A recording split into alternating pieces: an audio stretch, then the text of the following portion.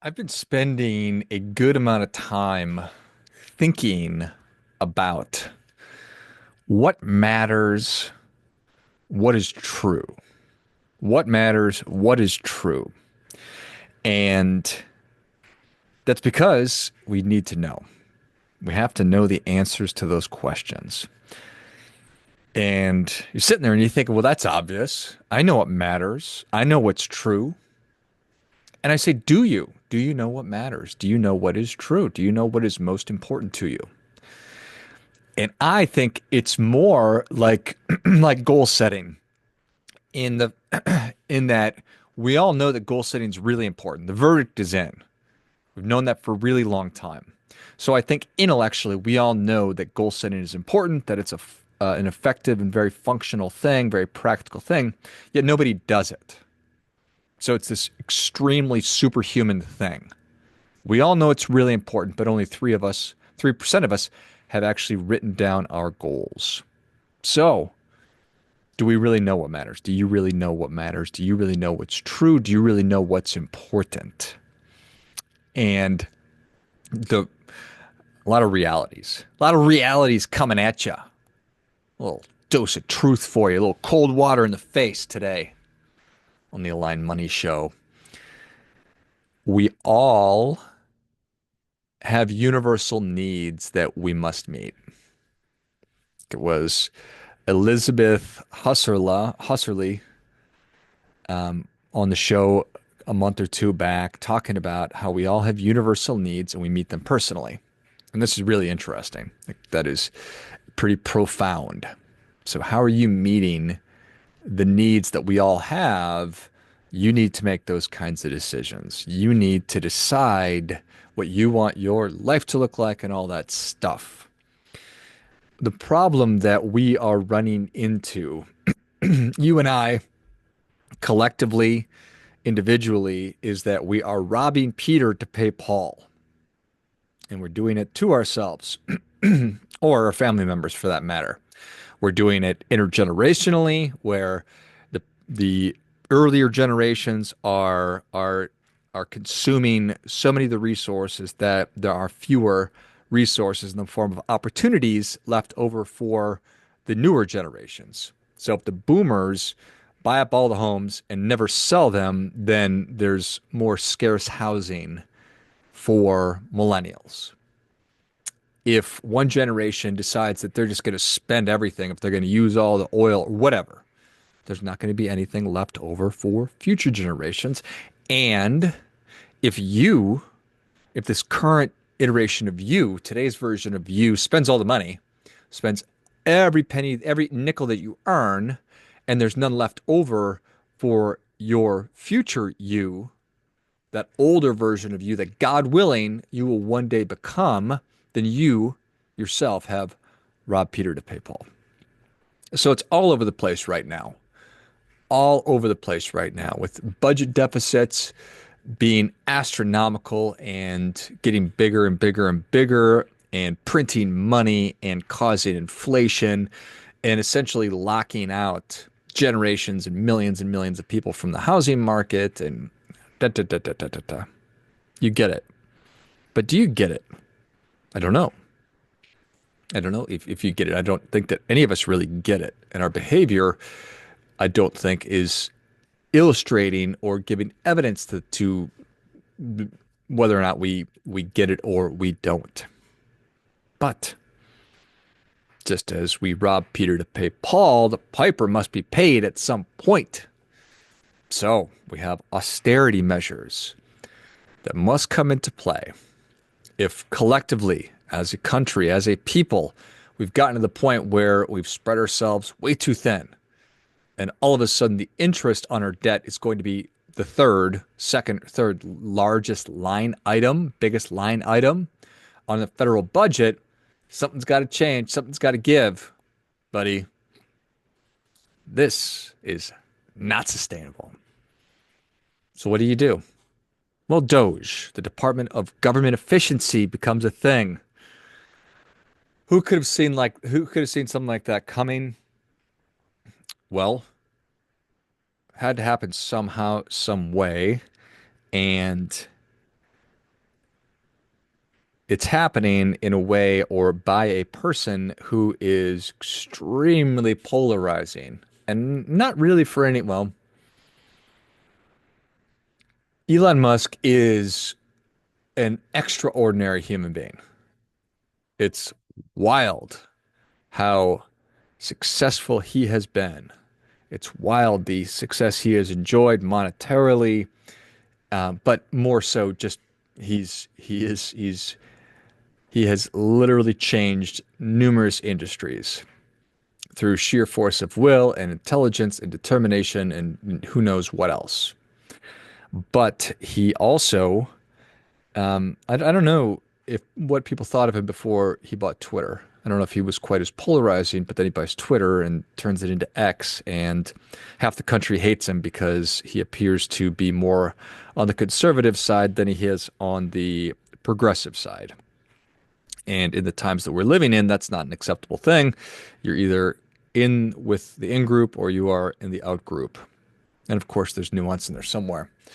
But Elon Musk comes in and he says, you know what we need to do is we need to trim some fat here. We need to get in here and make some pretty serious changes to the structure of our government because it's become this massively huge entity. It's the largest thing in the history of Earth. The federal government, United States federal government, is the largest organization, thing that ever has been. And again, this is not a sustainable thing. So cuts have to be made. So I personally, I can't wait. I can't wait to see what he and Vivek Ramaswamy come up with, what moves they end up making, what the impact eventually is. And I also appreciate that when you're dealing with such a massive bureaucracy that is the federal government, it's easy to look at that as a collection of nameless, faceless people. But within those collection of nameless, faceless people are regular human beings, hardworking, well-intentioned, very effective people working within the government. And there's going to be casualties and layoffs, and people will be negatively, adversely affected by losing a position or losing their job. And so I don't think that that is a happy thing, but may certainly be a necessary thing. Things change, technology displaces careers. The workforce today is very different than it was 50 years ago, and certainly different than it was 100 years ago, and will continue to become more and more different as the more things change, the more things change. I guess that's what I'm trying to say.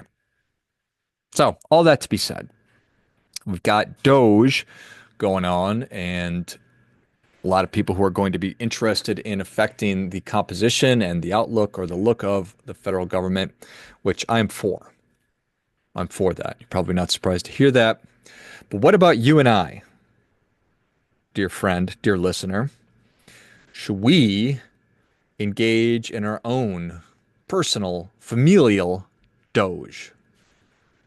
Should you be putting some austerity measures into place within your life, within your personal finances? And I think that the answer is probably yes.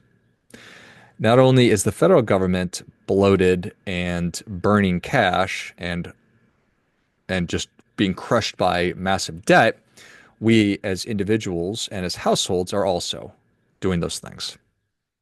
So, uh, credit card debt higher than it's ever been. Personal savings low. And then you just look at across the board at every different metric. We are overweight. We are just not healthy. We are not well. We are sick all over the place. We're physically sick, we're mentally sick, we're financially sick. So I like to talk about financial wellness all the time, but what we have is more of a financial sickness problem than a financial wellness problem. The lack of financial wellness, we have an epidemic, pandemic of financial sickness. So the only way out is to make change. So how do we do that? Because I think that it's beneficial for even if you are doing well financially to constantly be looking at different opportunities to become more efficient. And it all comes down to, like Elizabeth was talking about, how are we meeting our universal needs in our very, very personal way? So we all have choices to make. And talk about what's true and what matters, bringing it back to that, we have to understand and make decisions around what is true and what matters for our individual circumstances. So you've got universal needs, but you have to make individual decisions on what matters and how you're going to meet those universal needs. Right? Right. Because there's a lot of things in your life that are important. There are a lot of things in your life that matter. But not everything can be the most important thing, and not everything can matter the most. So we need to take a big step back, kind of push back from the table a little bit, put the fork down, or the spoon, or the food down, however you're using to shovel things into your mouth. Stop doing that for a second. Change the aperture a little bit. Let's look at the forest through the trees, right? Right. So, out of all the things that matter, get a pen and paper down. These are the things that matter. And invariably, when I say that, recognize that that's a giant question. And so it's beneficial to break it down. It's more manageable. You break the problem down into smaller parts. So I like to think about just life in 6 different areas. I think about number one, my family life. So what is it that I want from my family? And perhaps that could be you want to start a family, you want to start a relationship, you want to have a serious relationship, you want to have a family, you want to have kids, you want to get married, you want to have a better relationship with your kids, you want to one day have grandkids, you want to have a better relationship with your parents, your brother, your sister, whatever. Whatever those goals are. What are they? You want to be able to travel, you want to be able to have great experiences, you want to be able to da, da, da, da, da. Okay? Community. Now, community, these are folks outside of your family. These are people that you have an affinity or an affiliation to, or you want to. These are stuff that makes life worth living outside of our immediate family. So it could be that you want to find community in pickleball, or that is an alumni association, or you're into writing, or you love music. So how can you find community or build or foster community or create community around those things? The next one is money and your work. So career and financial. So what are your financial goals? What would you like to see happen? Giant. Get out of debt. Start saving. Become an investor. Buy a home. Be able to retire. Give money to charity. If you want to start a business or get a promotion or earn more money. So what would you like to see happen? What matters in that area? From a well-being perspective. So that's number 4. It's well-being. I knew that COVID taught me a lot of things, but it taught me I need to be stronger for sure. So how can I become physically stronger, mentally stronger, emotionally stronger? What do I need to be doing? Maybe I need to lose weight. Maybe I need to do some strength training. Maybe I need to be able to do cardio. Who knows? The next one is just personal development. So what do you want to learn just for the sake of learning? If you want to learn how to speak a foreign language, or you want to start writing, you want to start a podcast because you know this great, really brilliant guy who does these podcasts, and it seems like really easy. And then finally, from a peace of mind perspective, what would give you greater peace of mind? Being outside, touching grass, meditation, spiritual practice, getting back to church, giving, who knows? So those are the areas. Think about what matters in those areas. And then it's a function of treating the things that matter like they really matter. So how do we do that? Well, we do that by making decisions on how we allocate our most valuable resources, which I believe to be time, attention, energy, and money. So you understand what matters. We need to get a sense of what you need to do in service of what matters, and then we need to do that. So we vote with our dollars. We vote with our time. We vote with our attention. We vote with our energy. These are valuable things because they are scarce. So we need to make good decisions. It's incumbent on us to make personal decisions on how we're satisfying our universal needs. Got it. Makes a lot of sense. And then again, just honoring that. Thomas Sowell famously says there's no solutions, there's only trade-offs. When we say yes to one thing, we're saying no to everything else. So, this is why we must know what matters. We must know what we believe to be true, and then we must act in accordance with that belief. So, if it is of great priority, if it matters to be financially secure, well, what do we need to do in order to become more financially secure? That's where personal austerity, this personal DOGE comes in. So, how well do you know your cash flow? Do you monitor your cash flow? When was the last time you logged into all of your accounts and reviewed all of your transactions? How long has it been? A day? 10 minutes? 5 years? Well, however long it's been. I advocate, really encourage you to go back through and look at all your different transactions. From a cash flow perspective, it's such a basic thing, but like most basic things, most of us have no idea how much we earn down to the dollar and how much we spend. We should also know how much debt you have and the value of your assets, also known as what your net worth is. You have one. We should know that. We must keep a personal budget. Without a personal budget, how in the world could you ever be financially successful? Speaking of, does the government, do we have a balanced budget? No. Do we even have an approved budget? Who knows? The Pentagon has failed their audit like 10 years in a row, and they can't account for like half their budget. Well, that's a bit of a problem. And I bet that that's true of so many different things. And this isn't a political thing. I'm not interested in it being political. I don't care if it's just trying to think of a prominent Democratic business person. Jeff Bezos, whatever. Let's assume that Jeff Bezos is a Democrat. Great. If he did Doge, I'd be super happy. Great. Go do it. I don't care. I want a future for me and a future for my family and a future for you and a future for your family. So the government needs to have a balanced budget, or we have to have a budget, stick to it.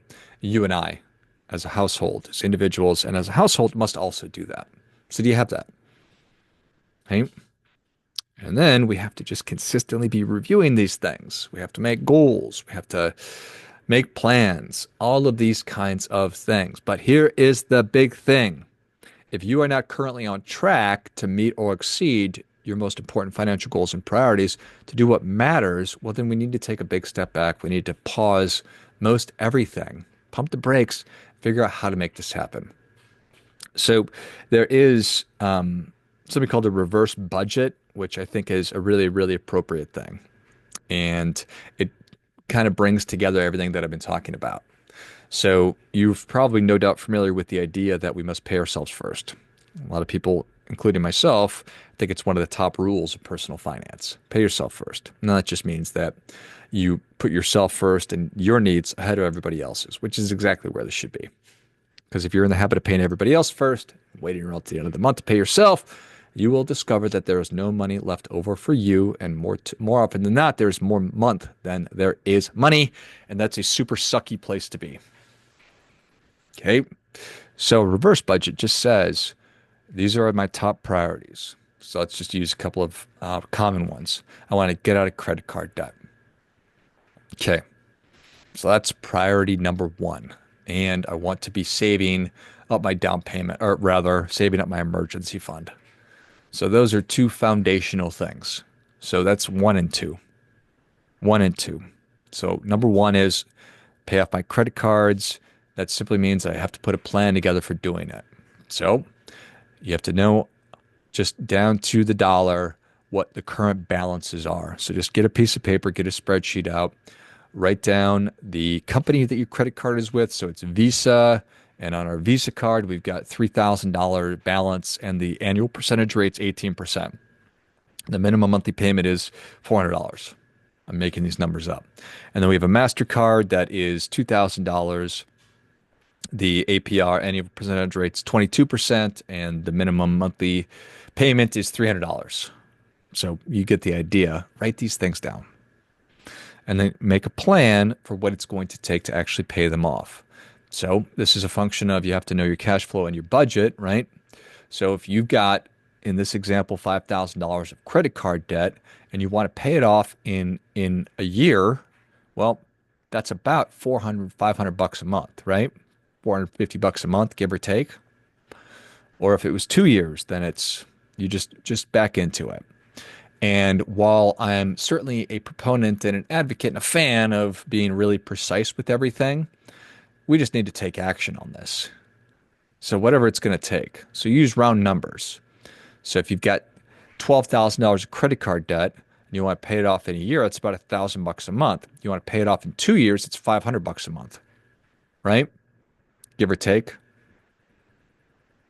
So there's plenty of great financial calculators out there, but you can just use round numbers and then figure out how to go into your spending and how you're consuming and make cuts if you need to. Because again, what we're talking about is what is most important to you, your biggest financial priorities, and then doing whatever you need to do in order to make that happen. So if it's cutting out lifestyle, which I'm not a big fan of, I'm not a monk, I'm not taking a vow of poverty. I don't expect you to either, but I also do know that money is time sensitive, it has time value, and that simply means that the longer we wait to pursue our most important financial goals and objectives, the harder they become to reach. So the longer you wait to start saving for your retirement, the harder it is, the more you've got to save as we get older. And it becomes, at some level, really, really hard to do. Obviously, the best time would have been when you were a baby and your parents started saving a couple $100 a month. You'd be all set probably today. Maybe that worked, maybe it didn't, but here we are. And we can't turn away from this stuff. We have to stare it right in the face. Can't run away from it, no matter how scary it is and how uncomfortable it makes us. Got to rip this band-aid off, engage in a little personal austerity. If we have to stop going out to eat quite as much, if we have to downsize on our vehicle, if we have to move into a smaller home, I don't know. These are tough questions, but that's what austerity is. So hopefully you found value in this, kind of going through those steps. I've got in the next video I've got a 6-step process that I outlined in my newest book, Your Money Story, How to Get the Ending You Want. And I'll go through those because I think that it also would be beneficial if you do find yourself in a position, as the majority of us do, living paycheck to paycheck, struggling with credit card debt, and just not getting ahead financially. We don't have time. I don't have time to be putting this off. I don't have time to be waiting to do anything about this. The time is now. The government's going to do it, or rather, if somebody is going to force the government to do it, then probably beneficial for us, you and I, to put in place our own personal or familial DOGE. And it's very much in line with what the idea of the show here is that there's never going to be anybody more interested in your financial success than you are, brothers and sisters. So act accordingly.